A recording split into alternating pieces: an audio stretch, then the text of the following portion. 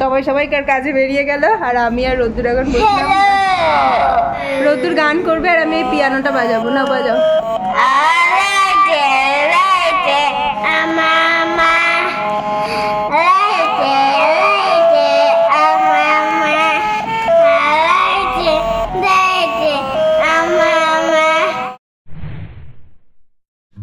Good morning বন্ধুরা, কেমন আছো সবাই? আশা করছি সবাই খুব ভালো আছো। আর আমি সঙ্গীতার ঘরের আরও একটা নতুন ব্লগে তোমাদের সবাইকে স্বাগত। তোমাদের সবাইকে অনেক ভালোবাসা জানিয়ে আজকে ব্লগটা শুরু করলাম। শনিবারের সকাল, সময় এখন 11টা মতো বাজে। বাবা আসলো আজকে, অনেকদিন পরে আসলো, বৃষ্টির জন্য আসতে পারিনি। তো রোদ্দুর নিচে রয়েছে, আমি একটুখানি ছাদে এলাম। অনেকগুলো জামাকাপড় আজকে ধুয়েছি। সকালবেলা মনে হলো যেন আকাশটা পরিষ্কার হচ্ছে, কিন্তু না গো, বেলা বাড়তেই মানে 11টা তো বাজে এখন, পুরো আবার চারিদিকটা কেমন ঘোলাটে হয়ে গেল। কি জানি বৃষ্টি হবে কিনা। বৃহস্পতিবার রাতে একেবারে 10:30 থেকে যে কি পরিমাণ বৃষ্টি হয়েছে তা বলার নয়। গোটা রাতটা থেকে একেবারে কালকে দুপুর পর্যন্ত, রাতের বেলা তো অসম্ভব জোরে বৃষ্টি হয়েছে, তার সাথে ঝড়, বিদ্যুৎ চমকানো, একেবারে সেই বৈশাখ জ্যৈষ্ঠ মাসের কালবৈশাখীর মতো ভীষণই বৃষ্টি হয়েছে। হয়তো এবছরে এত বৃষ্টি একদিনও হয়নি, রেমালেও হয়নি এত বৃষ্টি। পুরো চারিদিকে তো জল জমে গেছে। আর বাইরে কত যে গাছ পড়ে গেছে, এরও মুখ থেকে শুনতে পাচ্ছি। আমাদের তো টবের গাছগুলোর অবস্থা খুবই খারাপ। বাইরের অত মোটা মোটা বড় বড় গাছ পড়ে গেছে, সেই জায়গায় এই গাছগুলো তো একেবারেই ছোট ছোট। তবে এতগুলো গাছ যদি খারাপ হয়ে যায় না, খুব খারাপ লাগবে। বিশেষ করে মানে গাছগুলোকে যদি বাঁচানো না যায়, খুবই খারাপ হবে একটা। বৃষ্টি করে এত অভিযোগ আমরা করেছি। গত বৃহস্পতিবার রাতে এত বৃষ্টি হয়েছে ঝমঝমিয়ে, দেখো গাছেদের উপকারের বদলে কেমন ক্ষতি হয়েছে। এত ঝমঝমিয়ে বৃষ্টি নেমেছে, টবের মাটি দেখো পুরো মাঝখান হয়ে গেছে, মানে অর্ধেক হয়ে গেছে। হারে দেখো শিকড়গুলো দেখা যাচ্ছে, কি অবস্থা বলো। এত ঝমঝমিয়ে, প্রত্যেকটা গাছের কিন্তু একই অবস্থা, মাটি ধুয়ে সব চলে গেছে। ঘরে একটাও সবজি ছিল না, আজকে ব্যাগ ভরে বাজার করে নিয়ে এসছে। আর বর্ষাকালের সবজিগুলো দেখতে এত ভালো লাগে না, কি বলবো। আর আজকে কাঁচা লঙ্কাগুলো দেখতেও বেশ ভালো, কিন্তু কতটা ঝাল হবে সেটা লঙ্কাই জানে। বিভিন্ন ধরনের সবজি রয়েছে, তার সাথে পেয়ারা রয়েছে। আর বাবা রোদ্দুরের জন্য পাকা কলা নিয়ে এসছে। যদিও বর্ষার সময় কলাটা এখন কমই খাওয়া হচ্ছে। তো সবজিগুলো আগে ভালো করে গুছিয়ে নিই। সকালের খাবারটা একটু খেয়ে নিই। পরোটা আর পায়েস, যেটা কালকে রাতেই বানিয়েছিলাম, একটুখানি বেঁচে গেছে, এটা আমার। এই খাবারটা এখন যত তাড়াতাড়ি সম্ভব তত তাড়াতাড়ি শেষ করতে হবে। রোদ্দুর যদি একবার চলে আসে, বাসি পরোটা, আর ও তো পরোটা লুচি খেতে খুব ভালোবাসে, যেটা একদমই দেওয়া যাবে না।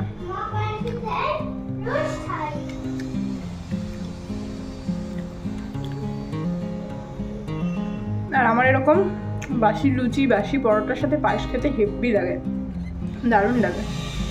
পায়েসটা কালকে হঠাৎ করেই বানিয়েছিলাম, অনেকদিন পরে পায়েস বানানো হলো।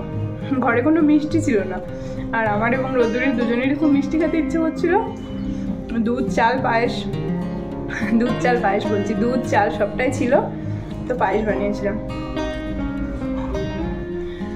ঘরে যখন একেবারে সবজি থাকে না, তখন আমার সয়াবিনের কথা মনে পড়ে। তো আজকেও তেমনটাই, আলু ছাড়া কিছুই ছিল না। সকালবেলা বেশ কষা কষা করে সয়াবিন রান্না করে দিয়েছিলাম বর্মশাইকে। তো কড়াই তো খালি করতে হবে, এবার রান্না বসাবো, দুপুরে রান্না হবে।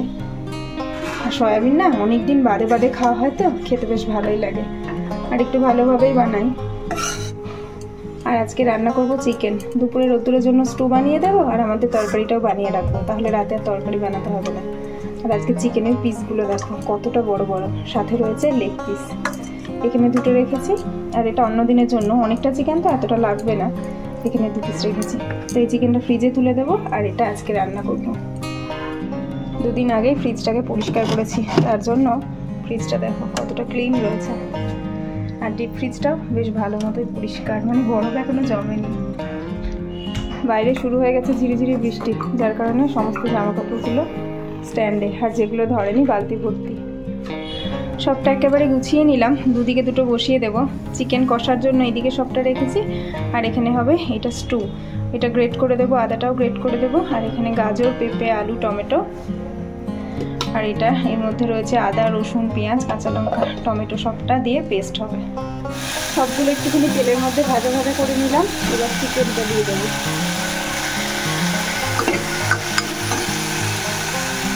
চিকেনটা দিয়ে দিয়েছি আর সামান্য একটুখানি গোলমরিচের গুঁড়ো দিয়ে দিলাম, তাহলে টেস্টটা বেশ ভালো লাগবে। একটু নাড়িয়ে নেব, তারপরে পরিমাণ মতো জল দিয়ে দেবো। কী করছে আমার রোদ্দুর? একা একা কী করছে? কি করছে আমার ছানাটা?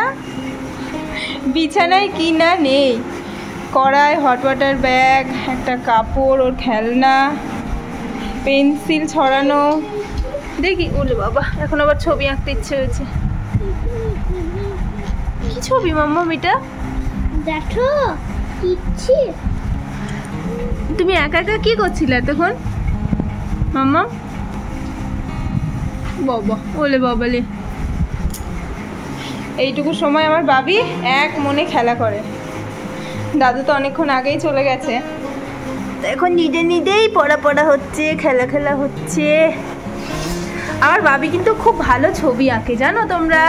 এই দেখো কি ভালো ছবি। আবার শুধু ছবি আঁকছে না, করে গানও করছে। দেখো, কোনো পাত্তা দিচ্ছে? মা রান্নার ফাঁকে একটুখানি আদর করতে আসলো বলে বেশি ভাও খাচ্ছে।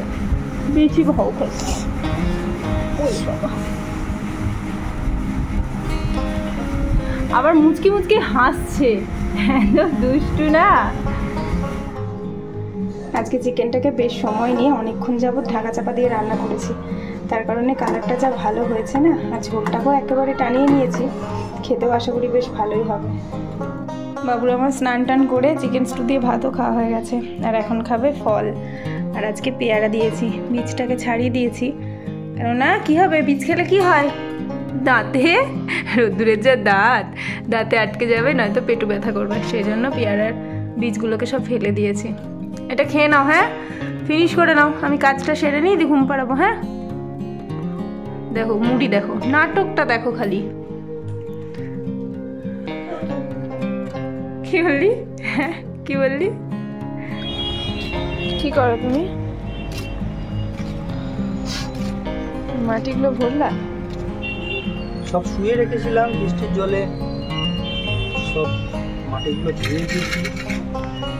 আর এই মাটিতে ছিল খাবার কিন্তু মাটি কিছু পড়ে যায়, তাই খাবার দেওয়ার মানে কি হলো? সকালে এরকম অবস্থা ছিল, সকালে তো দেখালাম, আর বিকেলে মাটিগুলো ভরার।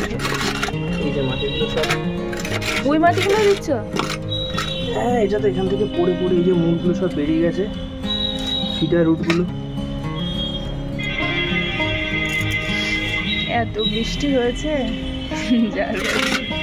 মানে পুরো বর্ষা একদিনে পুষিয়ে দিয়েছে। এবার খাবার দেওয়া আছে বলে মাটিগুলোকে আবার নতুন করে বসাচ্ছি। আজকে আর সেইভাবে টানা ভাত ঘুমটা হলো না। অন্যদিন তো অনেকক্ষণ শুয়ে থাকি ঘুম না হলেও, কিন্তু আজকে আর সময়টা পেলাম না। আজকে রোদ্দুরকে ঘুম পাড়াতেই 4:30 বেজে গেল। তারপরে কণিকা দিয়ে এলো, তারপরে যে একটুখানি শুলাম, রোদ্দুরের পাপা চলে আসলো, ব্যাস আজকে আমার ঘুমের 12টা বেজে গেল। আমি ঠিক ওই যে টানা ঘুমটা দিই না, কিন্তু ওই শুয়েই থাকি একদম শটান। আর এখন উপরি পাওনা হিসেবে বারবার করে ছাদে আসি, তো পুরো শীত দ্বারা বেঁকে যায় আমার পা, শীত দ্বারা মানে আরও বেশি ক্লান্তি লাগে। কাজ করে যত না বেশি ক্লান্তি, এই ছাদে ওঠানামা করতে গিয়ে ক্লান্তি। আজকে কিন্তু বৃষ্টি এক ফোঁটাও হলো না। সকালবেলা যা একটুখানি ঝিরিঝিরি পড়লো, কিন্তু এই আকাশটা একদম গুম ধরে থাকলো না। রোদ্দুর উঠলো, কিন্তু এই মনে হচ্ছে বৃষ্টি হবে, ভয় লাগে না বলো? এক চার জামা কাপড় দিয়ে গিয়ে, আমার তো ওটাই বেশি চিন্তা। যারা বাগান করেন তারা তো জানেন যে ড্রেনেজ সিস্টেমটা টবের গাছের জন্য খুব ইম্পর্টেন্ট একটা জিনিস। প্রত্যেকটা টবে 4-5টা করে ফুটো রয়েছে, ড্রেনেজ সিস্টেম বালি দিয়ে ফিল্টার করা আছে। তারপরেও এই 3টে করে ইটের কুচি দিয়ে এর উপরে টবটা বসাবো, যাতে নিচের যে গর্ত দিয়ে জলটা পাস আউট হয়ে যেতে পারে। তাহলে গর্তে কিন্তু এই যে টবের সাইজ, 3টে পুচকে ইটে টবে জলটা জমবে না। এই টাইম ফুলগুলো কি দিনে একবারই হয়?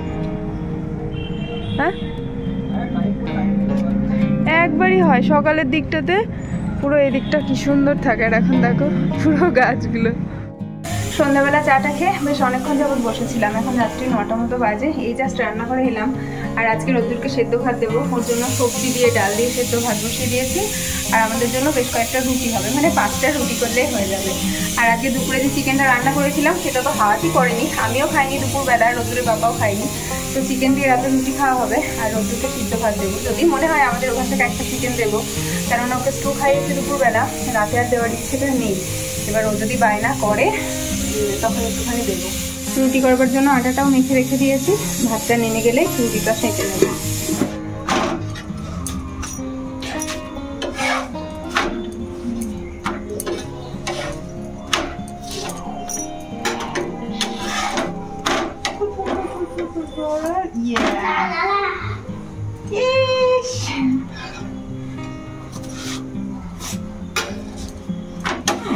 এত সুখ আর আমার সহ্য হচ্ছে না। হ্যাঁ, এই দেখলাম দুজনে টিভি দেখছে আর এই কাঁথা ঢাকা দিয়ে শুয়ে গেছে।